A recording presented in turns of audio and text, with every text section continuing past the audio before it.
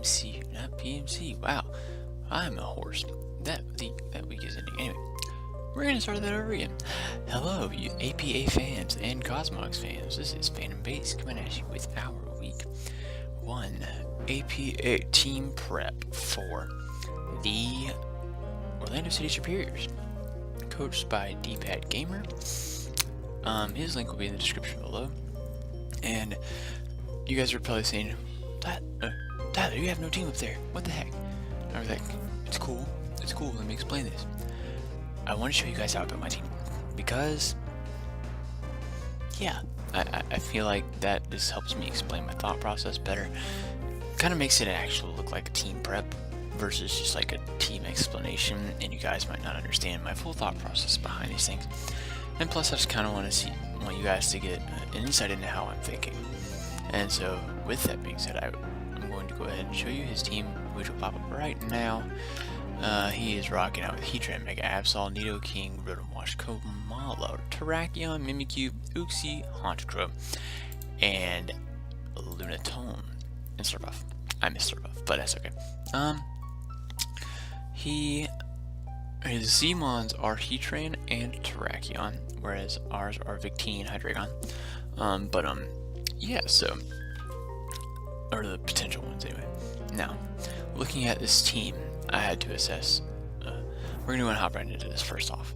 I had to assess some threats here because this is a week 1 match, and he is the only team that we rematch this season. We will rematch him in week 12. So I had to make sure that I got this battle off to a good start. And right away, I noticed 2 things. One, his only real hazard removal is in Komala, because Honchkrow, you never want to run Defog on Honchkrow. If you do, you're losing a lot of coverage with it, honestly, or a lot of power. And so, those are his only 2 hazard removers. And I do have a Decidueye that can deal with Komala. I also have plenty of other things that can deal with the Honchkrow. However, I felt that the thing I needed to assess the threats here, and I realized that the things that I needed to switch in foremost were Heatran, Mega Absol, Nidoking, and Terrakion. Those are the things that I was, and Mimikyu. Like, those are the 5 things I was most scared of, and I was expecting, the team I expected him to bring most, is Heatran, Absol, Nidoking, Rotom Wash, Terrakion, Mimikyu, and potentially, probably, yeah, Heatran, Mega Absol, Nidoking, Rotom Wash, Terrakion, and Mimikyu. That's it. That's what I expect him to bring. Now, granted, we're prepping for everything, so it's not just going to be us prepping for those 6 mons, because he could bring something else and completely screw me over, and that would be very foolish prep on my part. So, the first thing I noticed was that when I was assessing my team, what I wanted and needed to bring, I noticed that I needed to switch. I needed to go with the balanced team, because if I didn't, I wouldn't be able to handle his offensive threats very well, nor would I be able to handle his defensive walls, things like Uxie, Lunatone, even Komala and Rotom Wash. Komala's a decent wall as well. Heatran, Rotom Wash. Those are defensive mons. Everything else is offensive. Slurpuff is trash, but it's still an offensive mon that if I don't prep for it, it could kill me and just sweep my entire team. And there's nothing I could do about it. However, I needed switch-ins for the main things I need to switch in for Heatran, Mega Absol, Nidoking, Terrakion, and Mimikyu. I also needed ways to prevent setup from things like Terrakion and Mimikyu. I needed things that could deal with Mega Absol and the fact that it has Magic Bounce, meaning that but I still felt like I needed hazards, because while he has a hazard deflector or a Magic Bouncer here in Absol, I still felt like I could pressure his team enough to where I could prevent him from bringing this in at the outset. So, with these things in mind, I wanted to make sure that I also did not get swept by a Moxie who scarfed Honchkrow, and I wanted to make sure I wasn't completely walled by Uxie either. So, that being said, the first thing I noticed is that I 110% needed a Pokemon to switch in to. First, I decided to build my defensive core, actually. And I thought, you know what? I need to go ahead and bring a Pokemon that can switch into Mega Absol. That is one of the first things I'm scared of. And so, of course, the first Pokemon I thought of was Aromatisse. And we were building at level 50 because this is a Wi-Fi league. So Potpourri is going to be here. Actually, it's spelled like that. Potpourri is here, and obviously we're going to go with Romaville so we can't be taunted. And the only things I knew is that I wanted Wish, I wanted Heal Bell, not Headbutt. I wanted Heal Bell, and I wanted Moonblast because, and I knew that I wanted, let me see, I knew I wanted a good bit of HP, like 244, because I wanted it uneven for, you know, Stealth Rocks, Leech Seed, stuff like that. Because if what was the Outlaws team? Actually, he doesn't have a grass type, so Leech Seed doesn't matter, but I still wanted to make sure we had uneven HP for things like Stealth Rocks and Burn and stuff like that, until we could Heal Bell up. And that's all I really knew about the spawn right now, is I just wanted it to be, and actually what else I knew is I wanted it to have max defense. And the rest I couldn't decide whether I wanted special attack or Spadef, and I didn't know what item I wanted just yet. So we're gonna kind of leave it at that. Now, to pair with this Pokemon, because it shares a weakness, or has a weakness of Poison and Steel, I decided also I was going to bring Skarmory. I wanted to make sure that we had this Pokemon here as well. We're gonna make you shiny, and I knew right off the bat I wanted to have Leftovers and Sturdy, and I knew that I needed to have Iron Head. Not Iron Defense, Iron. I knew its moveset pretty quickly. I knew I wanted to have Iron Head, Stealth Rock, and at the time I wanted Spikes and I wanted Roar. And I wanted to go max, or 244 in HP, max defense, and the rest in Spadef with an impish nature. And the reason for this is, first off, I wanted to have a switch into Mimikyu, and I wanted to have a switch into potential attacks from Nidoking, say things like a Sludge Wave. Let's see if I could predict it correctly. I also wanted to make sure that I had a switch in, another safe switch into Mega Absol, assuming it didn't have Fire Blast. And I wanted to make sure that I could get some hazards up against him because I couldn't just, yeah, that's why I brought Stealth Rocks and Spikes. And like I said, I want to make sure that Mimikyu couldn't set up on me for free, so I brought Roar. And that way, I could kind of have, you know, a safe Roar out so that Mimikyu, I also needed a decent switch into Terrakion besides just this thing. So, next up we decided we were going to add our last component of the defensive core by bringing in Assault Vestmon, because that just tends to work out really well, especially against a team like this where his biggest special hitters are Heatran, Nidoking, and potentially Rotom Wash. And so with that in mind, I thought that two of those three Pokemon could really be kind of stopped by Serperior. And I am bringing in Assault Vest set with Solid Rock because I want to make sure that we have Duke Devlin here. And I knew right off the bat I wanted not come on, I wanted Earthquake, and I wanted Brick Break, and I wanted Rock Blast. Oh, now why? Now the only thing I knew about this thing is I also wanted it to have max HP, because once again we wanted to take hits. And I also wanted it to have Earthquake for just reliable stab, because a lot of his mons are weak to ground. And I wanted Brick Break for a dual screens Rotom. That was a big thing, or dual screens Uxie. And then I wanted Rock Blast to hit Mimikyu, because I could hit the Disguise with the first rock, and then the consecutive ones would hit directly at Mimikyu. So that way we could deal some damage to Mimikyu right off the bat if it tries to switch in. And so that was the thought process behind that. I didn't know the last move right off the bat, so I decided to just kind of leave it at this for now, and I didn't really know the spread right off the bat either. I just knew that I wanted max HP. Now, we have our defensive core. It synergizes really well because we can switch in to things that each of them is weak to. We can kind of act accordingly with this defensive core. Now, the next mons I knew I wanted right off the bat. I knew that I needed an offensive core Victini. First off, I knew I wanted Victini because while Heatran is a thing, I could bring especially offensive Victini, and it can deal massive damage to Heatran. Like, first off, let me see.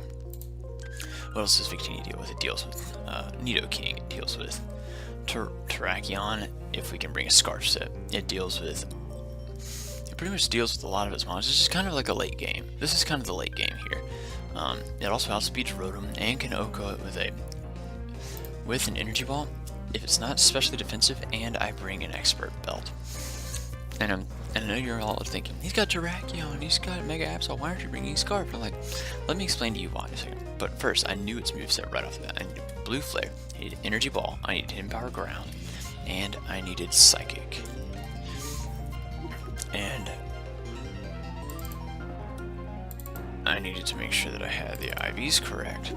And we're going to go with a Max Special Attack Modest set.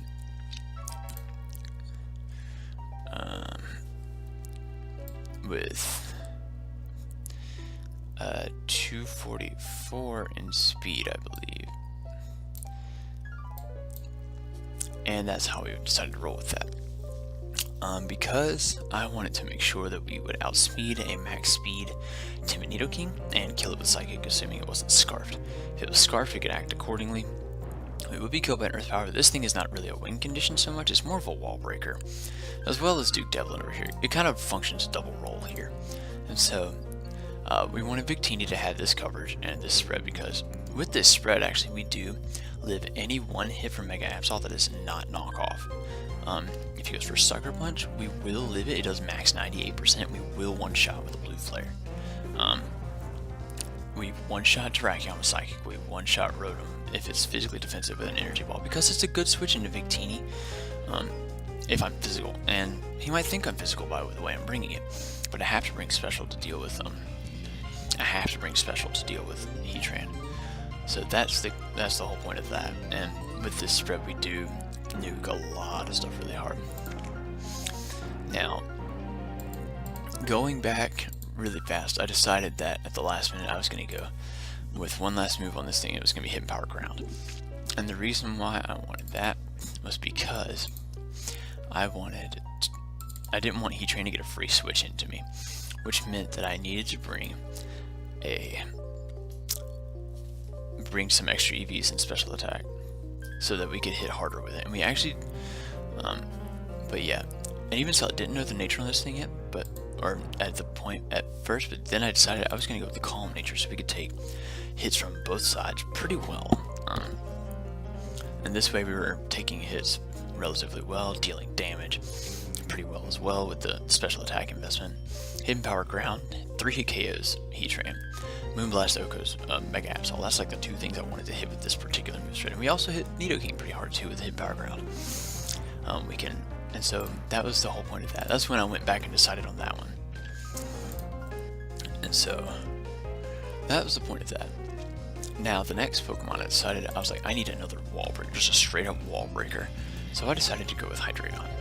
Hamden the Hydreigon has returned to us, and he is making his debut this week in week 1. We decided we're going to go with a choice spec set, and there's reasoning for this. First off, we decided to go Dark Pulse, Earth Power, let me think, what else did we have? We had Flash Cannon, and we had Draco Meteor. And there's a reason for this. First off, we were max special attack. We had 156 in speed with Timid Nature. We went 92 in 92 in or 92 in HP, and the rest in the bulk. And once again, my reasoning for this was I wanted to outspeed max speed Nidoking and kill it with Earth Power. I wanted to also outspeed most variants of everything else. We won't outspeed Mimikyu, but that's kind of alright because I don't plan to leave this thing in on Mimikyu unless I'm sacking this thing off in order to scout for information, really.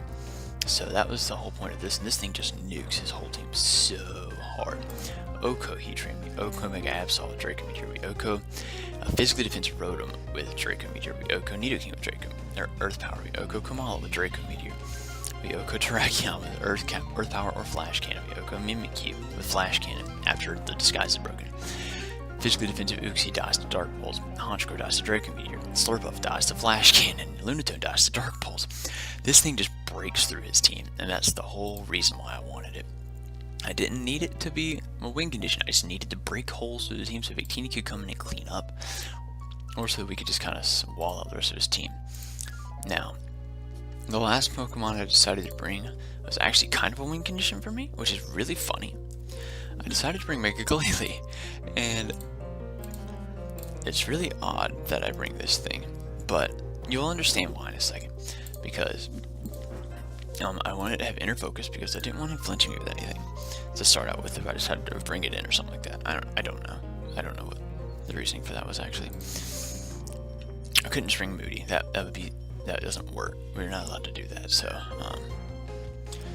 okay, we got disconnected. That doesn't matter. We're just recording right now. So I knew right off the bat I needed Ice Shard, I needed Return, I needed Earthquake. And that was really all I knew about Mega Glalie, but I did know one other thing. I needed max attack, I needed enough speed to outspeed a max speed Mimikyu, and the rest was going into bulk. So that was how that played out. And the reason for this is because if I could potentially break Mimikyu's disguise before this thing comes in, Mimikyu does max 32% with this spread with a Shadow Sneak, so we can hit return on it and then proceed to kill it or pick it off with Ice Shard. And we need an Ice Shard just to kind of pick things off as we go. That's why we need these wall breakers here, and make sure that we hit things really hard, make sure that we deal a lot of damage, and so that we can clean up the Mega Glalie late game, because the priority is really nice to have. The only thing that prioritizes us will be the Mega Absol, and it cannot kill us with a Sucker Punch. So that being said, I noticed on my team that I really had a decent amount of a Rock's weakness, and I wanted to make sure that Hazard stayed off my side of the field, so I actually decided to change Spikes for Defog on Skarmory. And at first I had Energy Ball on this thing, but I decided against it at the last minute because Rotom there's no really real reason for Rotom to switch in on this thing, and we could just Moonblast it, or we can take the opportunity to Wish Up on it, or we could switch into Hydreigon because we resist both of its stabs, and it's a free, and we can capitalize on the Rotom really easily if it's defensive, and just fire off any sort of move we want, really. And this thing having Defog makes life so much easier for us because we can always set our rocks back up, but we want to make sure that he does not get his rocks up. And now, for this Pokemon, I decided, you know what, if he decides to bring a Terrakion on me, trying to force me out, and try to set up a Sword Stance, I need Dragon Tail. Because I need to be able to force out Terrakion, I need to be able to force out the, what's the other thing I need to force out? I need to be able to force out the Mega Absol as well, should they try to set up on me. Because I can't afford to have them trying to set up Sword Stances, and I can't afford to have Absol trying to Baton Pass on me either.